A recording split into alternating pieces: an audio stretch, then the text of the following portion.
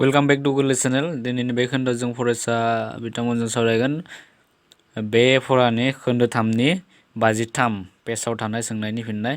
दा बेवहाय गिबि कुइसनाव दङ 1 नम्बर कुइसनाव दङ गाहाय हरनायफोरनि बुंफोरथियो खनि मुवा फेरखोना आरो खनियारि मैला। आं बेखौ फराखौ सावरायनाय सिगाङावबो बुंबोदों खनि मुवाया मा फेरखोना आरो खनियारि मैलानि बुंफुरलुखौ आं होबोदों। थेवबो आं बेनि जा बुंफुरलु बेखौ खोन्थाफिननो नागिरबाय। बेवहाय पेज नाम्बार 53नि 1 नम्बरनि 1 जाबाय मामोन खनि मुवामोन। दा खनि मुवानि बुंफुरलुआ जागोन फरायसा बिथांमोना लिरनानै लानो हागोन खनि मुवानि बुंफुरलुखौ बुहुमनि बिखुङाव धातु मोनसेखौ उदां एबा खौसे थासारियाव मोननो हागौ बेबायदि मुवाफोरखौनो खनियारि मुवा एबा मानिक आरो इंराजियाव मिनारेल्स बुंनाय जायो।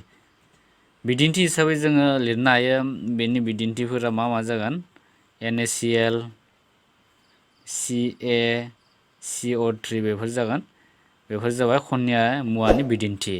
थामहिनबा खनि मुवाया जाबाय बुहुम बिखुं सायाव थागोन आरो बे मोनसे धातु मोनसेखौ उदां एबा खौसे थासारियाव मोननो हागौ आरो बेफोर मुवाफोरखौनो खनियारि मुवा बुंनाय जायो। बेनिफ्राय नाम्बार 2 दङ फेरखोना दंमोन नाम्बार 2आव। दा फेरखोनानि बुंफुरलुआ जाबाय धातु मोनसेखौ बेनि गासैबो खनियारि मुवानिफ्राय बाङाय खरसायावनो बुथुमनो हायो। जायफोर खनियारि मुवाफोरखौ खम खरसायावनो गोथार थासारियाव बुथुमनो हायो बेबायदि खनियारि मुवाखौनो धातुनि फेरखोना बुंनाय जायो। दा बेबायदि लिरना होब्लानो जागोन फरायसा बिथांमोना। आरो बेनि जा बिदिन्थि बे बिदिन्थिफोरखौ जों लिरनो हायो ZnS जिंक ब्लेन्ड बेनिफ्राय लिरनो हायो एलुमिनियाम अक्साइड बेखौ जों लिरनो हायो आरो दा बिदिनो गोबां दङ बेहाबो। बेनिफ्राय आरो जोबथारनायाव दङ खनियारि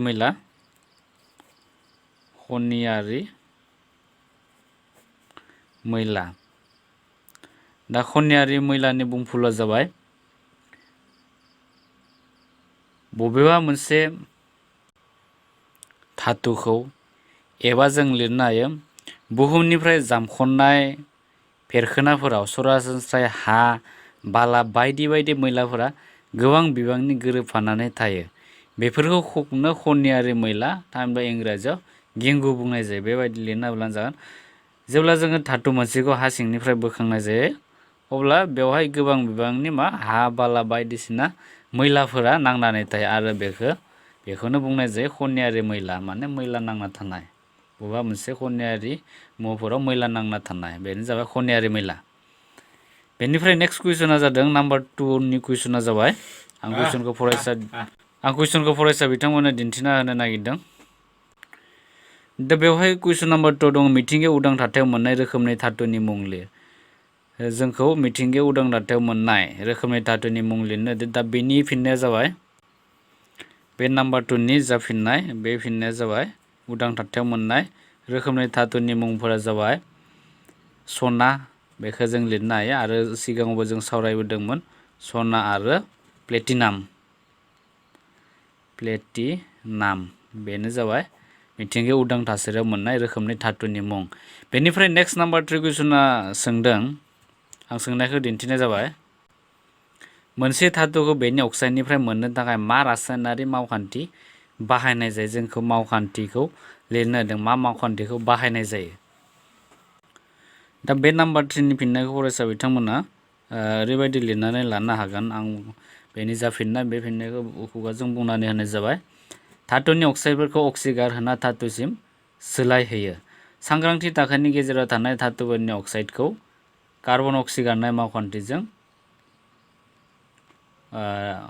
अक्सिगार होनो हायो। दा बेवहाय बेनो जाबाय बेनि फिननाय मोनसे धातुखौ जुदि जोङो जायखिजाया अक्साइडनिफ्राय मोननो नाजायो अब्ला जोङो बे अक्सिगारनाय मावखान्थि कार्बन अक्सिगारनाय मावखान्थि बे जाबाय कार्बन अक्सिगारनाय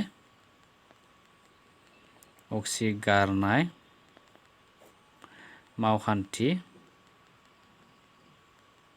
बाहायनानै जोङो बबेबा मोनसे धातुखौ बेनि अक्साइडनिफ्राय मोननो हायो।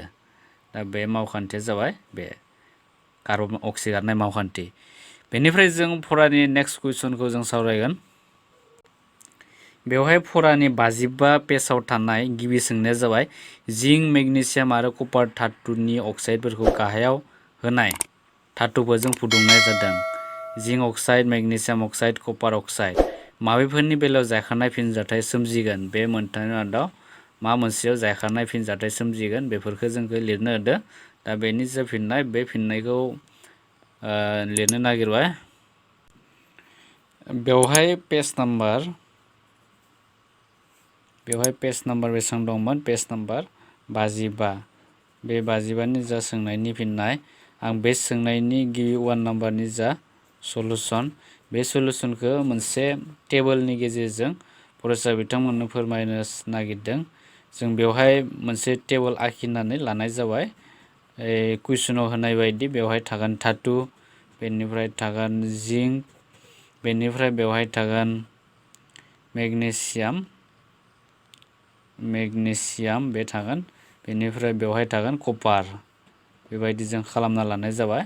बेखौ कुइसननिफ्राय जोङो मोननो हायो। बेनिफ्राय बेवहाय गिबियाव दङ जिंक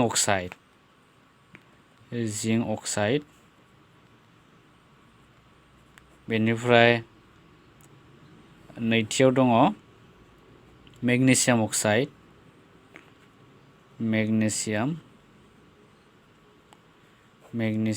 अक्साइड, बेनिफ्राय आरो थामथियाव जोबथारनायाव दङ कपार अक्साइड। दा बेफोर दङ।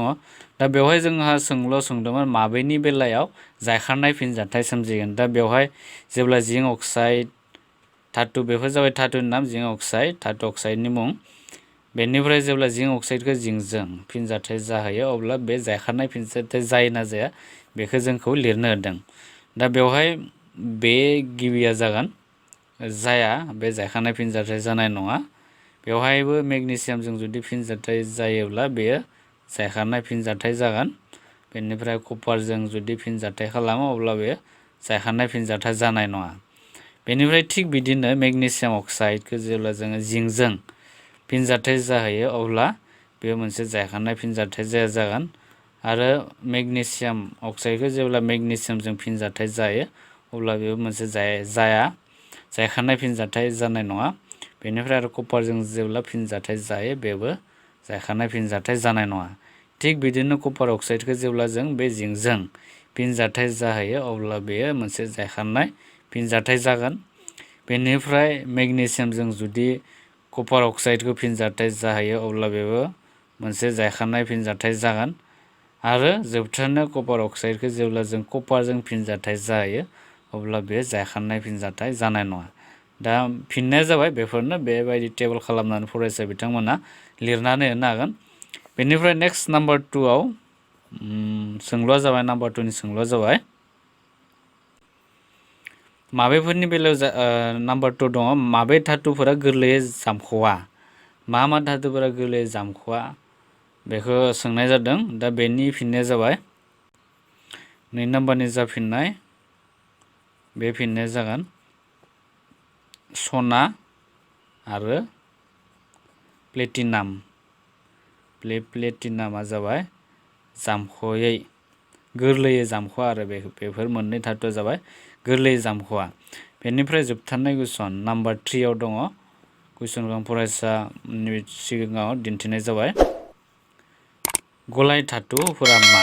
थामहिनबा एलयफोरा मा? बे गलाय धातुनि बुंफुरलुखौ लिरनो थिनदों। दा बेनि बुंफुरलुआ जाबाय, बेनि जा फिननाय बे फिननाया जागोन गलाय धातु। बे गलाय धातुनि जेब्ला बुंफुरलुखौ जों लिरगोन अब्ला बेनि बुंफुरलुआ ओरैबायदि जागोन।